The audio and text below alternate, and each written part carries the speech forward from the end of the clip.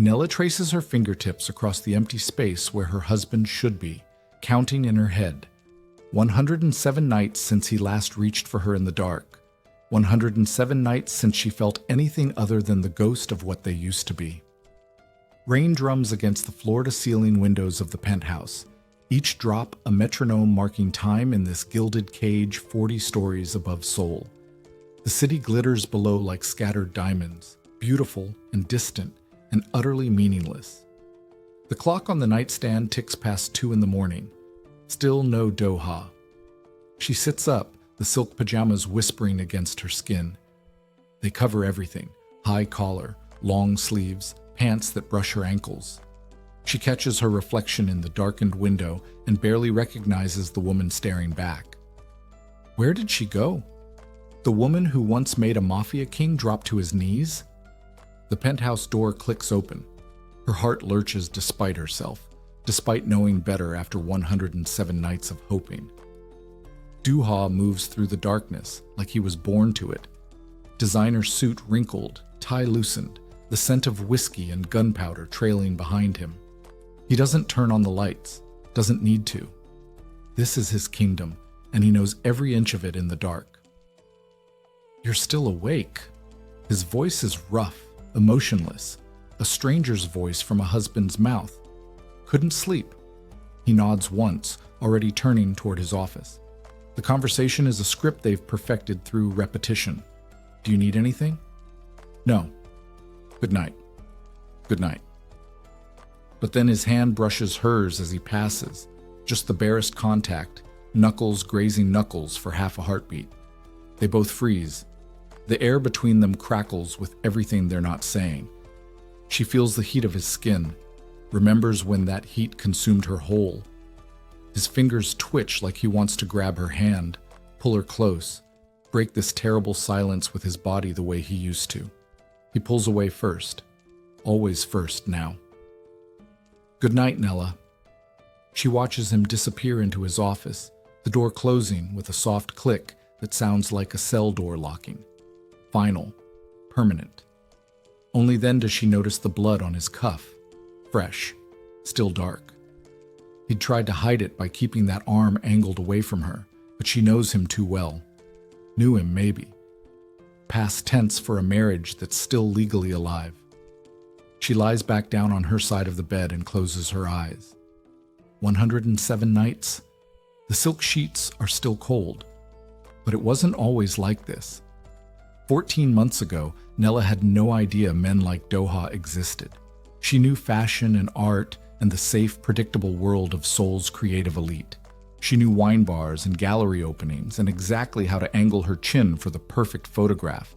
The fashion show was supposed to be just another Thursday night. Front row seat, borrowed couture, champagne in crystal flutes, shidatsi worn red. A dress that clung and draped and made her feel like fire given human form. Confidence was her favorite accessory, and she wore it better than the diamonds at her throat. Then he walked in, and the room changed. She noticed the silence first. Conversations died mid-sentence. Staff members went pale. A woman in a Dior gown actually trembled as he passed, champagne sloshing in her shaking hand. Even the music seemed to lower its volume, as if the universe itself knew to give this man space. Nella watched him move through the crowd with the lazy confidence of a predator. Dark suit that probably cost more than her rent, sharp enough to cut. Black hair swept back from a face that could have been carved from marble. Beautiful in a way that made you forget to breathe. Dangerous in a way that made you remember your mortality. His eyes were the coldest thing she'd ever seen. Arctic ice with a mind behind them that calculated angles and weaknesses and exactly how much pressure it would take to make you break. People literally stepped aside as he approached. VIPs, celebrities, the kind of people who didn't step aside for anyone. He cut directly in front of her in the champagne line. Nella didn't think, just reacted. Excuse me. Her voice rang out clear and sharp in the hushed room. I don't care who you are. Manners cost nothing. The silence that followed was absolute. A held breath. A stopped heart. His security detail reached inside their jackets. She saw the gesture, understood it, and felt her stomach drop into her shoes. But she kept her chin up, kept her eyes on his. Duha turned slowly. Those cold eyes focused on her like a sniper's scope.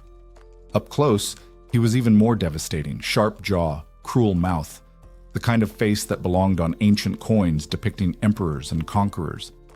Then he smiled. It started at the corner of his mouth and spread slowly, like sunrise breaking over a frozen landscape. The expression transformed his entire face, warming those Arctic eyes until they almost looked human. "You're right," he said, his voice low and smooth as aged whiskey. "Manners do cost nothing." He gestured to the bar. "Please, after you." She took her champagne with shaking hands. She hoped he didn't notice. But of course he noticed. Men like him noticed everything. The fashion show became white noise. She felt his eyes on her from across the room, heavy and assessing and absolutely focused. When she glanced over, he didn't look away, just watched her with the patience of something that had learned to wait for exactly what it wanted. The card arrived with dessert, heavy stock paper handwritten in bold black ink. "Dinner, tomorrow. I'll learn manners if you teach me."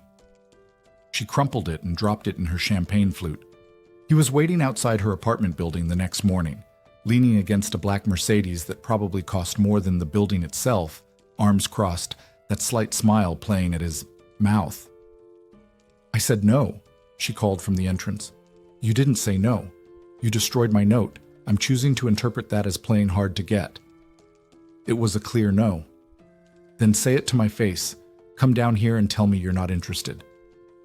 She should have walked back inside, should have called the police, though she suspected now that wouldn't have helped. But something about his absolute certainty that she would come to him made her want to prove him wrong.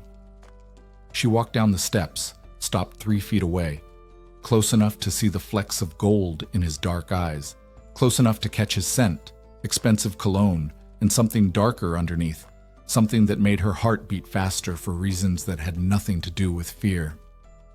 "I'm not interested," she said clearly. He studied her face for a long moment. "You're lying. Your pupils are dilated. Your breath just quickened. Your hands are clenched because you want to touch me and you're stopping yourself." Heat flooded her face. "You're arrogant." "I'm observant. There's a difference." He pushed off the car, took 1 step closer, still not touching, but close enough that she had to tilt her head back to meet his eyes. "I'll make you a deal. Have dinner with me. 1 meal. If at the end of it you still want me to leave you alone, I will. You'll never see me again." "Promise?" "I promise." She agreed just to make him stop, just to prove she could sit through 1 dinner and feel nothing and send him away. The dinner lasted 4 hours. He took her to a private restaurant she didn't know existed, where the staff clearly knew him and feared him in equal measure. But with her, he was different, attentive, funny in a dry, unexpected way. He listened when she talked about her work like every word mattered, like she was the only person in the world. When dessert came, some elaborate chocolate creation, he cut off a piece with his fork and held it out to her. She stared at the offered fork. "I don't bite," he said softly. "Unless you ask me to." She leaned forward and let him feed her. The chocolate melted on her tongue, rich and dark, but all she could focus on was the way his eyes tracked her mouth, the heat in his gaze, the tension in his shoulders like he was holding himself back with physical effort. "I've never wanted anything I couldn't buy," he said quietly. "You're the first." She should have run, should have recognized the obsession forming behind those beautiful eyes. But she was 26, and he was magnetic, and when he looked at her, she felt like the most important thing in the universe. "1 more dinner," she heard herself say. His smile was slow and triumphant and absolutely devastating. She was lost before the appetizers arrived. The next 3 months were a fever dream. Private jets to Paris where they got lost in the Louvre after hours, just the 2 of them, and centuries of art. Diamonds left on her pillow with notes that made her laugh. Dancing, on his yacht under stars that seemed to exist just for them. He was obsessed with her boldness, the way she talked back to his men when they were too formal, the way she challenged his decisions and refused his money and looked him in the eye when everyone else looked at the floor. At a charity gala 6 weeks in, he traced her collarbone with one finger, leaning close enough that his breath warmed her ear. "Do you know what I'm going to do to you when we get home?" Her hand gripped the edge of the table hard enough to hurt. "Tell me," he told her, in explicit, devastating detail. By the time he finished, she was shaking. "We should go," she managed. "Not yet. I want everyone here to see you like this first. Flushed, breathless, wanting me so badly you can barely sit still. I want them to know you're mine." She'd never been so turned on and frustrated in her life, but it was the quiet moments that truly captured her. The night she woke at 3 a.m. and found him sitting in the chair by the bed, just watching her sleep. The expression on his face was raw, vulnerable, almost frightened. "What are you doing?" she murmured. "You terrify me," he said simply. "Nothing has ever terrified me before. Not bullets, not blood, not death. But you could destroy me with a word." She reached for him. He came to her like a man drowning, burying his face against her neck. "Don't leave," he whispered against her skin. "Please, I'll give you anything, everything. Just don't leave." "I'm not going anywhere," he proposed 3 days later. The ring was old, worn gold with a small diamond that had been loved smooth by generations of wear. Not the massive rock she'd expected. This was better. This was real. "It was my grandmother's," he said, kneeling in front of her in his penthouse. "No restaurant, no crowd, just them. The only thing I kept from before I became this." His gesture encompassed the wealth, the power, the dangerous life he led. "I want you to have it. I want you to have all of me, even the parts I haven't shown you yet." She should have asked what he meant, should have pressed for details about exactly what this life entailed. Instead, she said yes. Their wedding night, he made love to her like she was holy, slow and reverent and consuming, learning every sound she made and every place that made her gasp. He mapped her body with his hands and mouth until she forgot where she ended, and he began. After, lying tangled in sheets that smelled like them, he held her so tightly she could barely breathe. "You're the only clean thing in my life," he whispered into her hair. "I'll burn the world before I let it touch you." She thought it was romantic, passionate, a promise. She didn't understand it was a warning. 3 months after the wedding, everything shattered. She'd been insisting on being part of his life, all of it. He'd tried to keep her separate from the business, from that side of himself, but she pushed. She wanted to know him completely, to understand the world he moved through. So he took her to a business dinner. The restaurant was upscale but cold, all marble and chrome. The men at the table were exactly what she expected. Expensive suits, calculating eyes, the kind of smiles that didn't reach beyond their teeth. Duha introduced her simply as his wife, his hand possessive and warm at the small of her back. She wore white that night, a dress that made her feel elegant and appropriate for the role she was playing. Mrs. Kang, the Mafia wife who could handle anything. The dinner was tense but manageable. Business talk she only half understood, veiled threats disguised as pleasantries. Duha was in his element, cold, controlled, absolutely commanding. Then the rival boss spoke. Lee Sang-woo was older, jowly, with eyes like a shark. He'd been drinking steadily, getting bolder with each glass.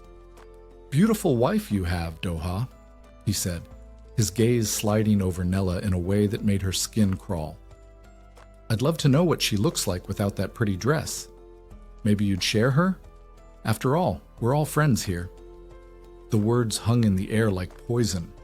Duha went very still. Nella knew that stillness, had seen it before when he was about to make a business decision. But this was different. This was the stillness of a predator before it struck. "What did you say?" Doha's voice was quiet. too quiet. Lee Sang-woo laughed, misreading the room completely. Come on, don't be sensitive. I'm just saying your pet is... He didn't finish the sentence. Do-ha moved like violence given form. 1 second he was seated. The next, his fist connected with Lee's face with a crack that echoed through the restaurant. The older man went down, chair clattering.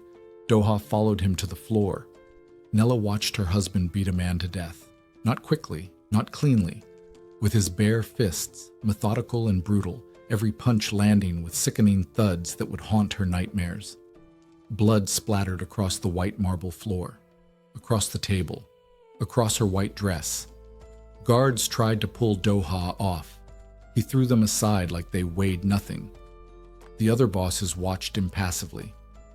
This was their world. Violence was the language they all spoke fluently. But Nella had never seen this language before. Not like this. Not from the man who held her gently and whispered poetry against her skin. Finally, Do-ha stopped. Not because Lee was unconscious, though he was. Because he turned and saw Nella. His eyes were empty. Animal. The man she married was gone, replaced by something that lived in blood and darkness. She couldn't scream, couldn't move, just stared at him with horror she couldn't hide. He stood slowly, blood dripping from his knuckles. Get her out of here, he said to one of his men, his voice completely flat. Take her home. That night, she sat in their bathroom for 3 hours, scrubbing at the blood on her dress until her hands were raw. It wouldn't come out. The stains had set. She finally stripped it off and threw it away. Threw away the heels, the jewelry. Everything from that night went into the trash like if she erased the physical evidence, she could erase the memory. Do-ha came to bed near dawn. She was lying with her back to him, pretending to sleep. He tried to hold her. His arm came around her waist, familiar and warm. She flinched. It was involuntary, instinctive. She didn't mean it. But she felt him freeze, felt the moment something broke inside him. He pulled away and didn't try again. After that night, he started coming home later. 1 hour became 2, became 4. Sometimes not until dawn, smelling of smoke and secrets she didn't want to know. He stopped reaching for her in bed, stopped looking at her with that hungry intensity that used to make her feel alive. When they talked, it was about logistics, money, security, the mundane details of coexisting in the same space. Nella packed away her bright dresses, the reds and golds and clothes that showed her body. She covered herself in silk pajamas and loose cashmere and everything that made her invisible, camouflage in her own home. Neither of them said the words. Neither of them explained what was happening. The silence grew between them like a living thing, feeding on all the words they swallowed. She assumed he didn't want her anymore, that he'd seen her fear and decided she was too weak for his world. He assumed she was terrified of him, that she stayed only because leaving a mafia boss wasn't simple, and he was trying to give her space until she figured out her escape. They were both wrong. They were both drowning. And neither of them knew how to reach for the other across the canyon they'd created. Day 108 arrives with gray morning light that matches Nella's mood. She finds the photo while cleaning out a drawer, something to do with her hands, with the restless energy that's been building in her chest like a scream. The photo is from their honeymoon. She's laughing at something off camera, head thrown back, joy radiating from every line of her body. But it's Do-ha's face that stops her breath. He's not looking at the camera. He's looking at her like she hung every star in the sky, like she's the answer to a question he's been asking his whole life. When did he stop looking at her like that? When did she stop being that woman who laughed? She stares at the photo until her eyes blur, and the realization hits her like a physical blow. She didn't just lose him, she lost herself. Let fear swallow her whole until there was nothing left but this pale ghost living in silk and silence. No more. The decision is instant and absolute. She will not let fear win. She will fight for her marriage, for the man she loves, for the woman she used to be. The transformation takes all day. She cooks his favorite meal from scratch, Korean short ribs using his mother's recipe that She learned in secret from his housekeeper. The meat braises for hours, filling the penthouse with smells of ginger and garlic and home. Then she opens her closet and pushes past the beige and gray until she finds it. The dress. Black silk that clings to every curve, with a slit up the thigh and lace panels that suggest more than they show. She hasn't worn it since before that night, hasn't had the courage. She puts it on. The silk whispers against her bare skin like a promise. Perfume goes between her breasts, behind her knees, all the places he used to kiss with reverent attention. She remembers his mouth there, his hands, the way he'd make her fall apart piece by piece until she forgot her own name. Tonight she'll remind him. She'll remind them both. Candles lit, table set. She checks her reflection one final time and barely recognizes herself. Not because she looks different, because she looks like herself again. Fire given human form. She waits, heart pounding against her ribs like it's trying to escape. The door opens at 8, right on time. Duha walks in, already loosening his tie. "Nella, I need to tell you something." He stops, sees the table, the candles, her. His eyes go wide. She watches his gaze travel from her face down her body and back up, slow and hungry and shocked. For the first time in 107 days, she sees heat in his expression. Then a woman walks in behind him. She's stunning, mid-30s, polished to perfection, with the kind of beauty that comes from money and knowing exactly how to use it. Her suit is designer, her smile is sharp, and her eyes take in the romantic scene with unmistakable satisfaction. "This is Rami," Doha says, and his voice is careful. Too careful. "My new personal assistant. She's an old friend from before, and she'll be staying with us for a while. Security reasons." Rami's eyes sweep over Nella's dress, the candles, the carefully prepared dinner. Her smile doesn't waver. "How lovely. I hope I'm not interrupting anything?" She says it like a question, but it's not a question. It's a victory lap. Nella feels something inside her crack, not break, not yet, but fracture like glass under pressure. "Of course not," she hears herself say. Her voice is steady. Impressive, given that her world just tilted sideways. "Welcome." Doha is looking at her now, really looking, like he's seeing her for the first time in months. His jaw is tight, his hands are clenched at his sides, but he says nothing. Nella excuses herself with a smile that hurts her face. She walks to their bedroom on steady legs and closes the door with a soft click. Only then does she let herself lean against the wall, eyes closed, breathing through the pain.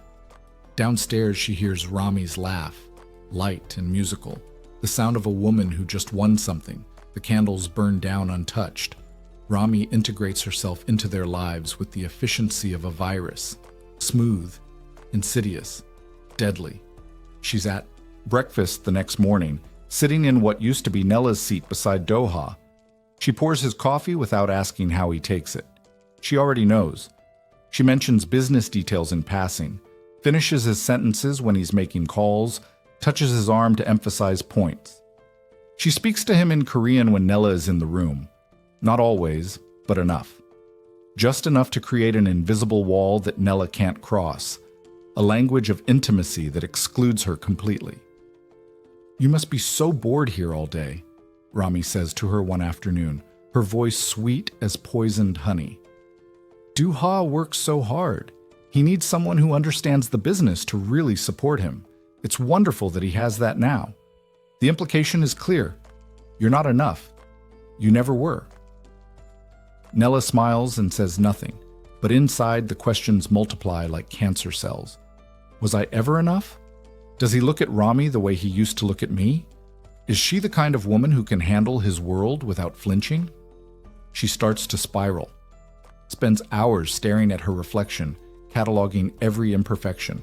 Too soft where Rami is sharp, too uncertain where Rami is confident, too American to truly understand the Korean parts of him that matter. 3 days of this. 3 days of watching another woman touch her husband casually, laugh at his jokes, integrate herself into spaces that used to belong to Nella. On the fourth day, she goes into his study while he's out. She knows she shouldn't, knows it's a violation of the fragile trust they have left, but she's desperate for answers, and desperate people make desperate choices. The study is exactly like him, organized, controlled, every surface clean except for his desk. She sorts through papers carefully, not even sure what she's looking for. Then she finds the letters. They're in a locked drawer, but she knows where he keeps the key. Has always known. He told her once, early on, that he had no secrets from her. The drawer opens. Inside are dozens of letters, all written in his handwriting, all addressed to her. She opens the first one with shaking hands. Nella, I miss the sound of your voice. You barely speak to me anymore, and I understand why. I saw your face that night, saw you realize what I really am. I can't ask you to love a monster, so I won't. But I miss you like missing air. Every day without touching you is another day I die a little more. The letter is dated 3 weeks after that night at the restaurant. She opens another. This one is more recent, just last month. You sleep so far away now, I could reach across the bed and touch you, but I'm terrified you'll flinch again. That first time broke something in me I don't think can be fixed. I'd rather have this, you safe and distant, than risk seeing fear in your eyes again. But God, Nella, I'm drowning without you. She reads them all. Every letter he wrote and never sent, every confession of pain and longing and love that he couldn't say out loud. He never stopped loving her. He never stopped wanting her. He's been suffering too, trapped in the same silence, drowning in the same fear. The realization burns through her like lightning. They've been idiots, both of them, building walls to protect each other while slowly dying alone on opposite sides. She carefully puts the letters back, locks the drawer, returns everything to exactly how it was. Then she goes to her closet and pulls out the most dangerous weapon she owns. A red dress. That evening, Nella emerges from the bedroom like a declaration of war. The dress is the color of fresh blood, cut low in front and lower in back, clinging to her curves like it was painted on. Her hair is down, falling in dark waves over her bare shoulders. Her heels are high enough to be lethal. She's wearing the perfume he bought her on their honeymoon, the one he said made him want to devour her whole. She walks into the living room where Doha and Rami are discussing quarterly projections. Business as usual. Doha is mid-sentence. The shipment from Busan should arrive by... He sees her, stops breathing. The words die on his tongue.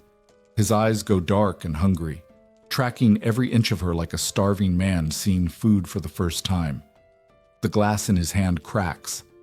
Actually cracks, a spider web of fractures spreading across the surface from the pressure of his grip. Rami's expression flickers. Just for a second, the sweet mask slips to show something sharp and furious underneath. Don't mind me, Nella says casually, walking past them to the bar. She has to walk past Doha, close enough that her dress brushes his leg. She hears his sharp inhale. I'm just grabbing a drink before dinner. She pours herself wine, aware that both of them are watching her every movement. She turns, leans against the bar, and takes a slow sip.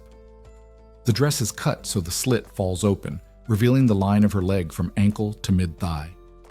Doha's knuckles are white on the cracked glass. What were you saying about Busan? Nella asks innocently. He can't speak. Can't remember what Busan is, apparently. Just stares at her like she's the only thing in the universe. Rami clears her throat. The shipment. You were saying it arrives Friday. Right, Doha manages.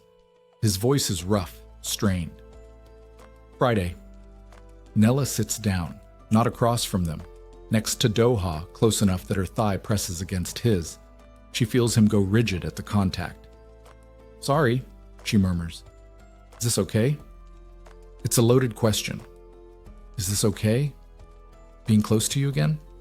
Touching you? Reminding you that I'm your wife?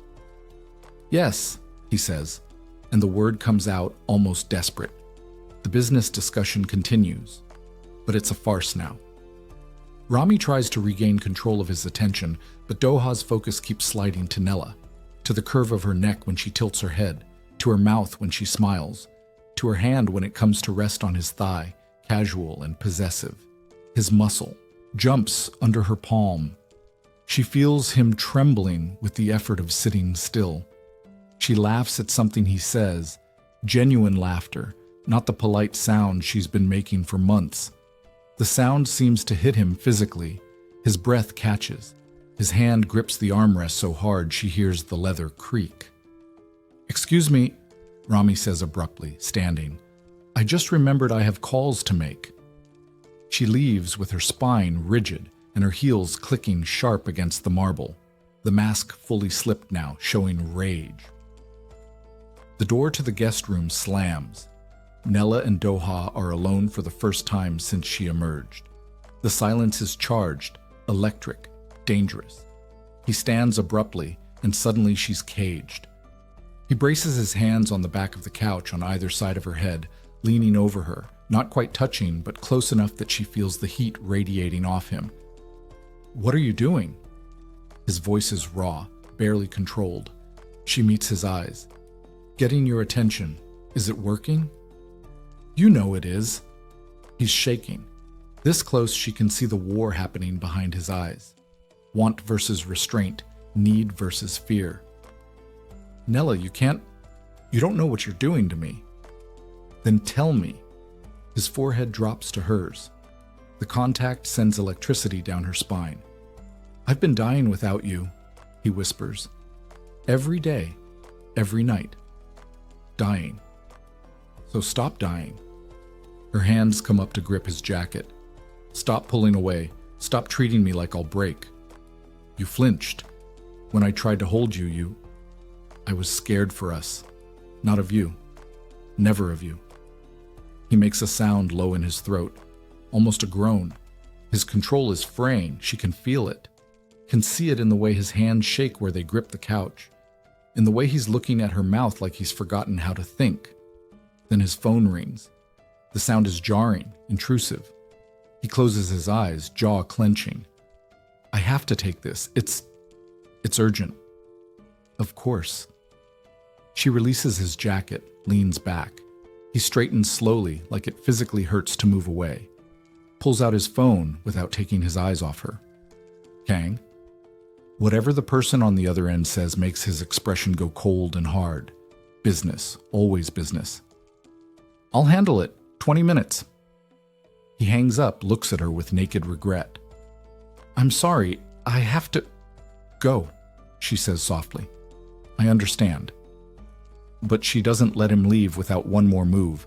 She stands, rises on her toes, and presses a kiss to the corner of his mouth.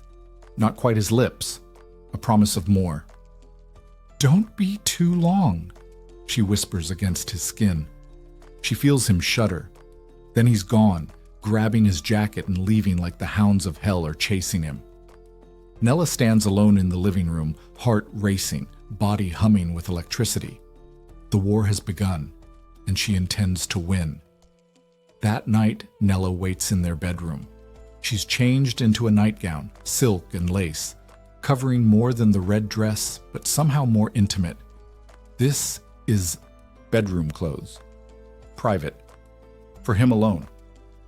She hears him come home near midnight, hears the shower and the master bathroom run for a long time. When he finally emerges, steam following him, he's wearing only sleep pants that hang low on his hips. She's seen his body 1,000 times, but the sight still makes her breath catch. Lean muscle and smooth skin and the tattoos he got before they met. Dragons and characters she never learned to read, wrapping around his ribs and shoulder. He stops when he sees her sitting on the bed. "I thought you'd be asleep. We need to talk." Something like fear flashes across his face. "About what?" "About why you stopped touching me. About these last 107 nights. About what's really happening here." He's quiet for a long moment. She watches him struggle with whether to answer honestly or deflect with lies. Finally, he sits on the edge of the bed, not quite close enough to touch. "You know why." "No, I really don't. Explain it to me." His hands clench on his knees. "I saw your face that night at the restaurant. Saw you realize what I really am, the monster under the suit." His voice is flat, emotionless, but she can hear the pain underneath. I couldn't bear you looking at me like that again. Couldn't stand the thought of watching you fall out of love with me slowly. So I stopped giving you reasons to look at all. The words hit her like blows. All this time, all this suffering, based on a misunderstanding. I wasn't afraid of you, she says quietly. I was afraid for us, for what your world could cost us. I saw you cross a line that night, and I was terrified that one day you'd cross so far you couldn't come back. He turns to look at her finally. You weren't disgusted? I was shocked, horrified by the violence, but disgusted by you? Never. She reaches out slowly, giving him time to pull away. When he doesn't, she cups his face in her hands. Do you know what I've been thinking these last months? That you didn't want me anymore. That I was too weak for your world. That maybe you regretted marrying someone who couldn't handle the reality of what you do. God, no. Nella. His voice cracks. You're the only thing I've never regretted. The only good decision I've made in 10 years of bad ones. She leans forward, resting her forehead against his. They breathe the same air. Then why did we waste so much time? Because I'm an idiot. We're both idiots.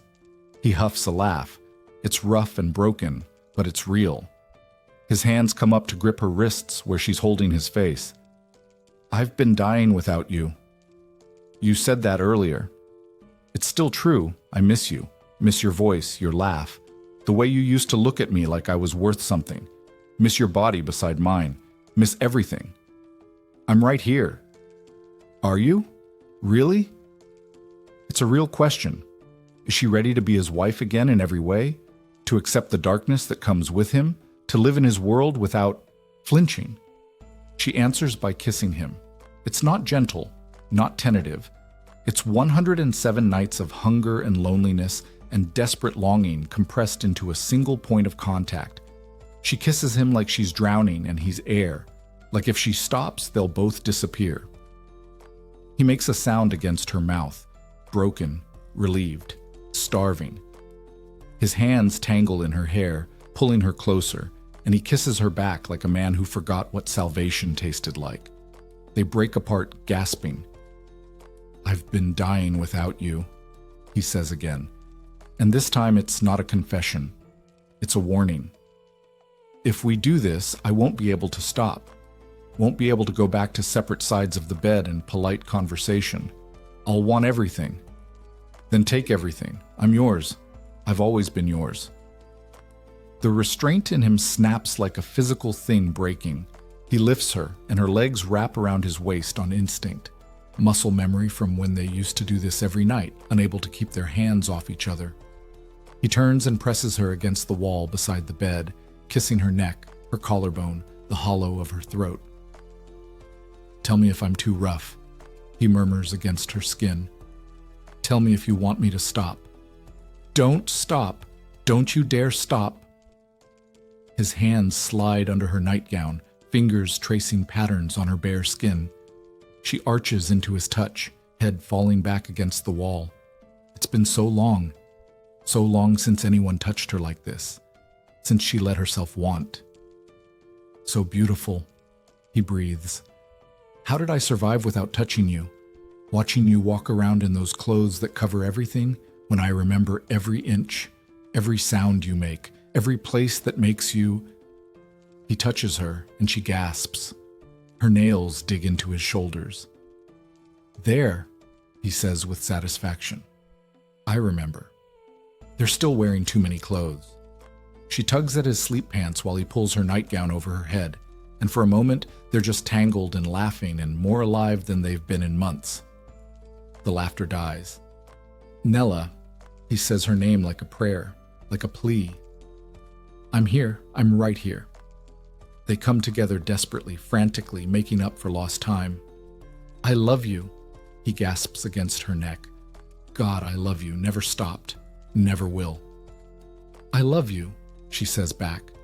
And she's crying, but she's not sad. She's overwhelmed, grateful. Home. They move together like they're remembering how. Slow, brushing her hair back from her face. Please, I can't survive it. I'm not going anywhere, not ever. They make love again, slower this time, savoring.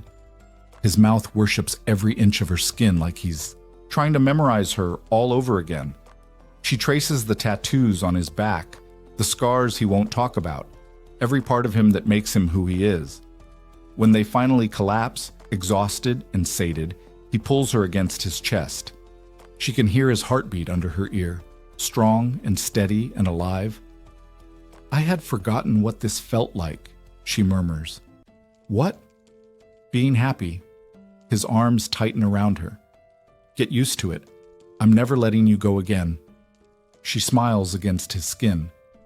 Outside their door, in the quiet hallway, neither of them hear Rami pause. Neither of them see her expression contort with rage as she listens to the sounds of their reunion. Neither of them know that this changes everything. Morning comes gentle and soft, with sunlight streaming through the windows and the smell of coffee drifting from the kitchen. Nella wakes wrapped in Doha's arms, his hand splayed possessively across her stomach, like even in sleep he can't let her go. She turns in his embrace to watch him. He looks younger in sleep, the hard edges softened. She traces the line of his jaw and his eyes open slowly. Morning, he murmurs, voice rough from sleep. Morning. He pulls her closer, kisses her slow and deep. Last night was real, right? I didn't dream it? Very real. Good. His hand slides up her back, tangling in her hair. Because I plan to do it again and again, and possibly never leave this bed. She laughs. We have to eat eventually. Details. They do eventually make it downstairs, though not before he pulls her into the shower, and they waste another hour rediscovering each other under hot water. When they finally emerge, her in one of his shirts, him in sleep pants, both thoroughly marked and entirely satisfied, Rami is sitting at the breakfast table. Her smile is sharp as a knife. Good morning, you both look well rested. The implication is clear. She heard everything, knows exactly what happened last night. Nella slides her arm around Doha's waist possessively. We slept great, thanks. Doha pulls her close, pressing a kiss to her temple. The gesture is casual, but unmistakable. Mine. They sit for breakfast, and the dynamic has completely shifted. Doha's attention is entirely on Nella now. He pours her coffee without asking how she takes it, serves her fruit, listens to her talk about her plans for the day like every word is fascinating. Rami tries to interject business details, but he waves her off. Later. Right now I'm having breakfast with my wife. The word wife is emphasized, pointed. Rami's smile gets tighter. You know, Nella, Rami says sweetly, I was just remembering some of the women from Doha's past. That model from Milan, the CEO from Tokyo. Such accomplished, sophisticated women. It must be hard living up to that legacy. It's a direct hit, designed to make Nella feel inadequate, less than. Nella sets down her coffee cup calmly. You're right, I don't fit his world the way they did. She sees Doha tense, preparing to defend her. But she's not done. I don't fit his world, I own it. By marriage and by choice. Those women were visitors. I'm permanent. There's a difference. Doha's expression goes dark with want. You're sexy when you're territorial, he murmurs, pulling her onto his lap despite the audience. She settles against him, and he kisses her. Not a peck, a real kiss, hot and possessive and absolutely marking territory. When they break apart, Rami is standing. I have work to do. Excuse me. She leaves with her spine rigid and her hands clenched into fists. The moment she's gone, Doha buries his face against Nella's neck. That was the hottest thing I've ever seen. She was trying to make me feel small. Did it work? Not even a little. He laughs, the sound vibrating through her chest. That's my girl. They spend the day together, actually together, for the first time in months. He takes calls, but keeps her close, his hand on her leg or her waist. She reads while he works, comfortable in the silence that used to feel suffocating but now feels peaceful. That evening, she goes out, shopping for new lingerie, reclaiming parts of herself she'd packed away, reclaiming her power. She doesn't know that while she's gone, Rami makes her move. Duha is in the master bedroom reviewing files when the door opens. He glances up, expecting Nella. Rami stands in the doorway wearing a sheer nightgown, nothing underneath, every line of her body visible through the transparent fabric. Duha's expression goes cold. "What are you doing?" "What I should have done months ago." She walks toward him slowly, deliberately. "She'll never understand you, Doha. She's too soft, from a different world, too weak for this world. But we're the same, you and I. We speak the same language. Let me remind you what you really need." She reaches for him.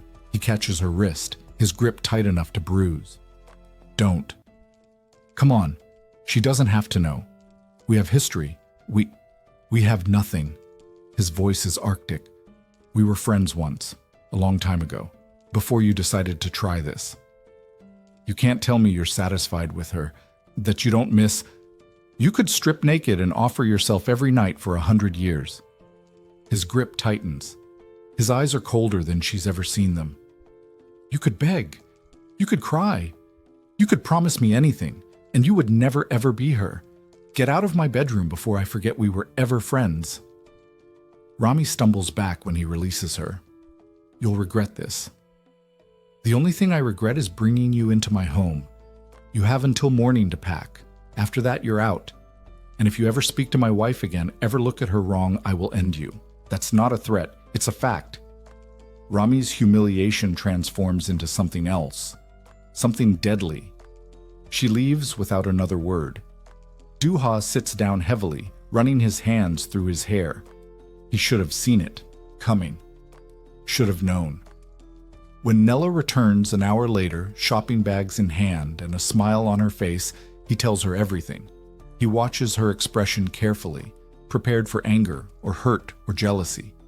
Instead, she sets down her bags and walks to him, cups his face in her hands. "Thank you for telling me. You're not upset? That a desperate woman tried to seduce my husband? No. I'm relieved you told me immediately." She kisses him softly. That's what matters, the honesty, the trust.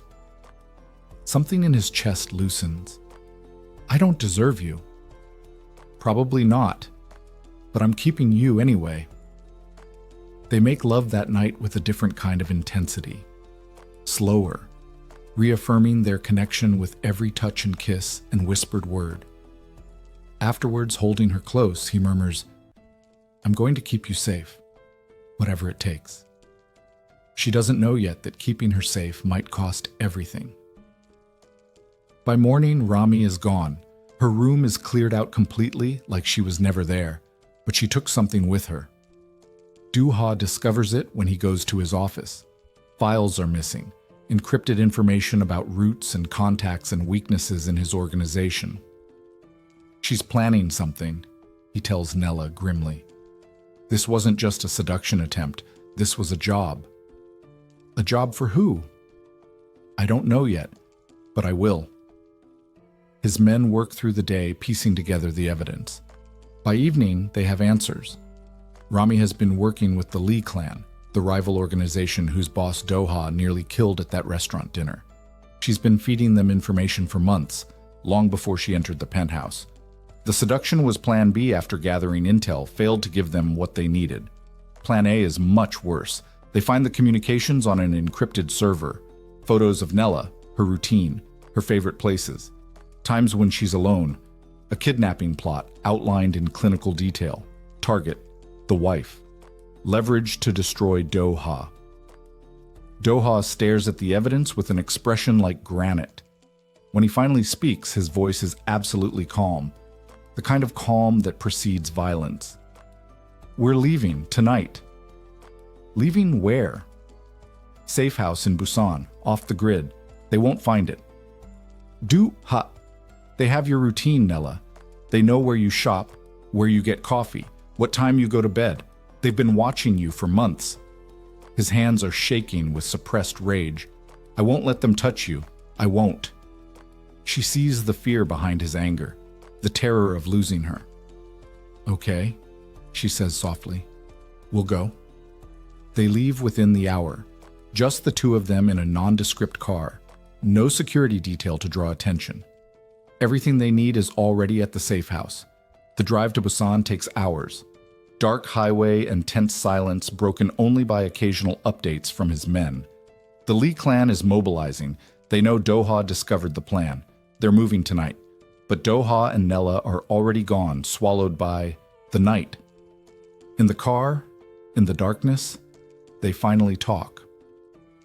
Tell me about your past, Nella says quietly. About how you became this. You promised once you'd tell me everything, but you never did. He's silent for a long moment. Then he starts talking. He tells her about growing up poor in Busan, about his father who drank and his mother who died young, about the gang that recruited him when he was 15 because he was smart and ruthless and had nothing to lose.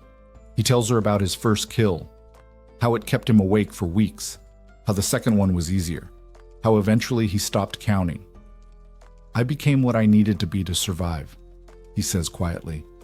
And then I couldn't figure out how to be anything else. Until you.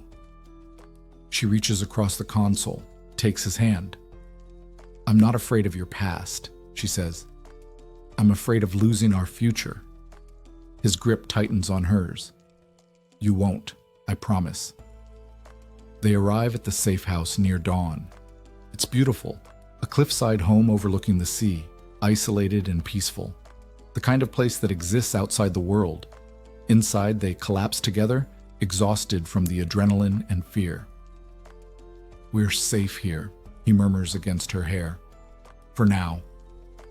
She believes him, has to believe him, because the alternative is unthinkable.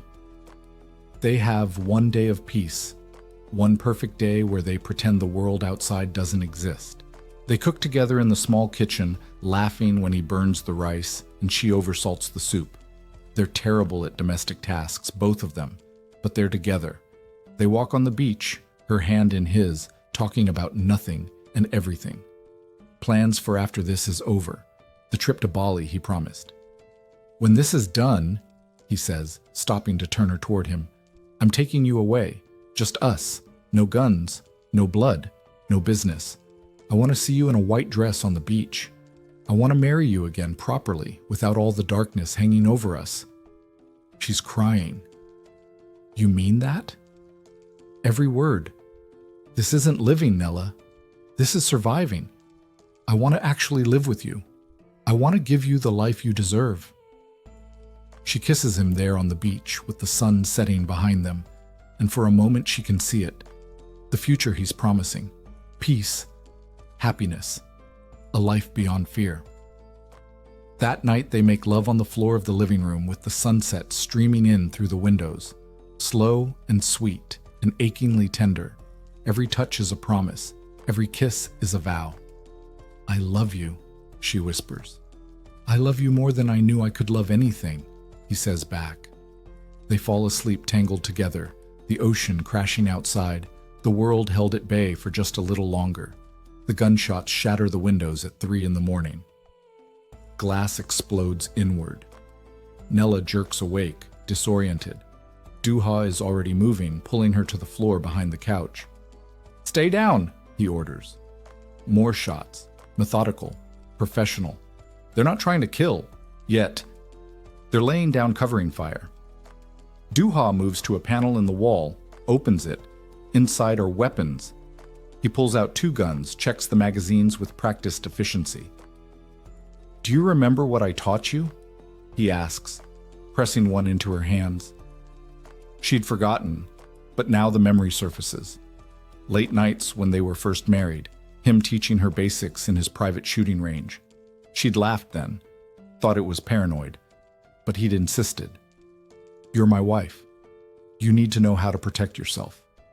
I remember, she says. Good. Stay behind me. If anyone comes through that door who isn't me, you shoot them. Don't hesitate. Don't think. Just shoot. He kisses her once, hard and desperate. Then he's gone, moving toward the shattered windows with the fluid grace of a predator. Nella crouches behind the couch, gun gripped in both hands, heart hammering so hard she can feel it in her throat. She hears shouts outside, Korean and English mixed, multiple targets. A window explodes on the far side of the room. A man climbs through, dressed in tactical gear, weapon raised. He sees her. She shoots. The recoil nearly knocks her over, but the shot hits center mass. He goes down, not dead. The vest catches it, but stunned. She shoots again. This time she aims for his leg. He drops, screaming. Duha appears beside her, eyes wild. "You okay?" She stares stunned at how their world had swallowed her. More assassins are coming through. 6, maybe 8. Too many for one man. Duha is lethal, efficient, every movement precise and brutal. He drops one man with a shot, takes down another with a quick combination that breaks bone, but he's outnumbered. One gets past him, comes straight for Nella with a knife gleaming in the dim light. She doesn't think, just acts. She throws the scalding water from the kettle that was somehow still on the counter. The man screams, clutching his face. She grabs the iron pot from the stove and swings it with all her strength. It connects with a sickening crunch. He goes down hard. She takes his gun. Now she has 2 weapons. A gunman rounds the corner, aiming for Duha's back. Nella fires. The shot takes him in the shoulder, spinning him around. Duha finishes him. They end up back-to-back in the center of the room, surrounded by chaos. Bodies on the floor, blood on the walls. The smell of gunpowder thick in the air. "You shot someone," Duha says, breathless. "Multiple someones." "That's my girl." The last 2 attackers retreat, wounded and outmatched. Car engines start outside. Tires squeal, then silence. Nella stands in the ruined living room, gun still raised, chest heaving. She's covered in glass shards and blood. Some hers, mostly not. Her hands are shaking now that the adrenaline is crashing. Duha turns her to face him, hands framing her face. "Are you hurt?" "No."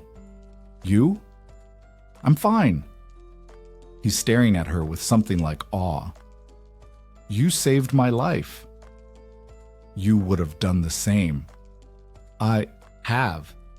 Many times. But watching you? Seeing you stand your ground and fight?" His forehead drops to hers.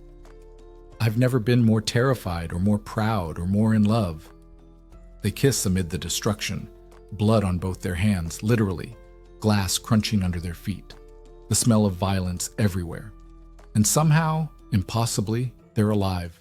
They make love against the bullet-riddled wall because they can, because they survived, because death came for them and they said not today. It's desperate and intense and defiant, a middle finger to fate, a refusal to let fear win. Afterwards, holding her close, Duha says, "We can't stay here." "I know. My men will come at dawn. We'll go back to Seoul. End this." She nods against his chest. Together. Together. The aftermath moves quickly. Duha's men arrive with reinforcements. The safe house is secured. Intelligence comes in pieces. The Lee clan pulled the attack, but they weren't working alone. Rami was the connection, but she'd been disposed of. Her body was found by a river 2 days ago. The rivals cleaned up their loose ends. "She made her choice," Duha says when they tell him. His voice is flat. "She chose wrong." Nella feels complicated grief. Rami tried to destroy their marriage, tried to have her killed. But she was also used, a pawn in a larger game that discarded her the moment she stopped being useful. "This is what happens in my world," Duha tells her later, watching her process the news. "People are tools, assets. When they stop being useful, they're eliminated. That's the reality. Are you sure you want to stay in it?" It's a real question, an offering of escape. He'd let her go if she wanted. She sees it in his eyes. Her answer is to grab his jacket and pull him close. "I didn't fall in love with a businessman. I fell in love with you, all of you. I'm not leaving, ever." Something breaks in his expression. He drops to his knees before her, not from weakness, from reverence, presses his forehead to her stomach like she's a saint and he's a sinner seeking absolution. "I don't deserve you," he says, voice cracking. "No, but I'm keeping you anyway." His arms wrap around her waist, holding tight. She feels him shake, this dangerous man who kills without hesitation, brought to his knees by love. She runs her fingers through his hair and holds him while he breaks, while he puts himself back together, while he remembers what it means to be human instead of just a weapon. Back in Seoul, the war ends quickly. Doo-ha moves with brutal efficiency, dismantling the Lee clan piece by piece. It's not pretty, it's not clean, but it's final. Within 2 weeks, the threat is neutralized. The remaining Lee family members sue for peace, offering reparations in territory in exchange for survival. Doo-ha accepts, not because he's merciful, because Nella asked him to. "Enough blood," she'd said. "We won. Let them live knowing they lost." So he does. For her. Only for her. The penthouse feels different when they return. Lighter somehow, like ghosts were exorcised while they were gone. That evening, Doo-ha presents her with something. 2 plane tickets to Bali, dated for next month. "You meant it?" she asks, taking them with shaking hands. "Every word. 2 weeks, no guards, no guns, just you and me and a beach." "What about business?" "Business can burn for 2 weeks. You're more important." She kisses him, slow and deep and grateful. "I love you. I love you more." Their last night before the trip, they restore the bedroom, replace the mattress they'd avoided for so long, change the sheets to something soft and new, light candles. They make love slowly, savoring. He worships every inch of her body like he's mapping her soul. She holds him like an anchor in a storm. They move together with the rhythm of people who've learned each other completely. He traces patterns on her skin and whispers confessions. 107 nights without you nearly killed me. Never again, she promises. Never again, he agrees. They whisper plans for the future, the life they'll build. Maybe a house outside the city. Maybe children someday if the world gets safe enough. Maybe just more nights like this, tangled together, refusing to let go. When they finally collapse, exhausted and sated, she falls asleep wrapped in his arms. Safe. Loved. Home. She wakes at dawn to find him watching her, not with the cold eyes of the Mafia boss who commands an empire, with the soft gaze of a man utterly, ruinously in love. "What are you looking at?" she murmurs. "My peace." Outside their window, the city is still dangerous. His enemies are still circling. The war is never truly over in his world, just paused between battles. But in this bed, in this moment, they've already won. They fought for each other, bled for each other, survived together. Nella reaches up to touch his face, and he turns into her palm, pressing a kiss there. "I was thinking," he says quietly. "About? When we get to Bali. White dress, beach, marrying you again without all the darkness hanging over us." He pauses. "Would you? Marry me again? Do it right this time?" Her eyes fill with tears. "Yes. 1,000 times, yes." He kisses her as the sun rises over Seoul, painting their room in gold. They have 2 weeks until Bali, 2 weeks to prepare, 2 weeks to plan the wedding they both deserve. But really, the vows don't matter. They already promised everything that matters in the darkest moments. They chose each other when it would have been easier to walk away. They fought for this love when the world tried to burn it down. The rest is just ceremony. Nella pulls him closer, breathes him in, and thinks about white dresses and beaches and futures bright enough to hurt. 107 nights of darkness, and then dawn.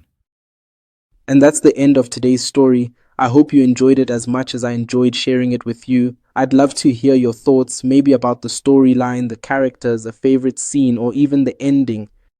Drop your comments below. I always look forward to reading them. If you'd like to support the channel, please like, share, and subscribe. It really means a lot. I remain Silver, and I'll see you in the next video. Until then, stay well. May God bless you abundantly, and always remember, Silver loves you.